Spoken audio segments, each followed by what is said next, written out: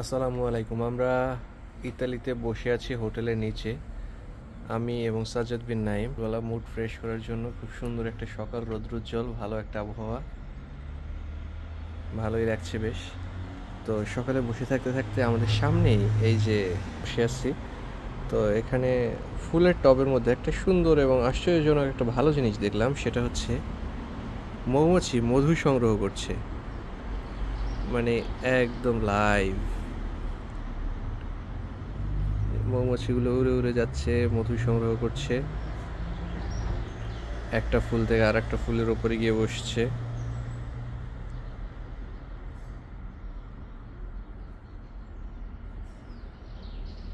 ইতালির নেচারটা মানুষের খুব কাছাকাছি একদম।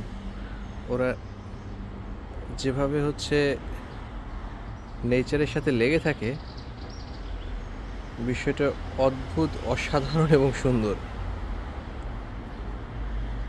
এই যে টবের উপরে গাছ লাগিয়ে রাখছে, গাছ থেকে ফুল ফুটছে, ফুলের উপর থেকে মৌমাছি মধু সংগ্রহ করতেছে, আবার এটা কালেক্ট করে ওরা নিজেরাই খেয়ে নিবে।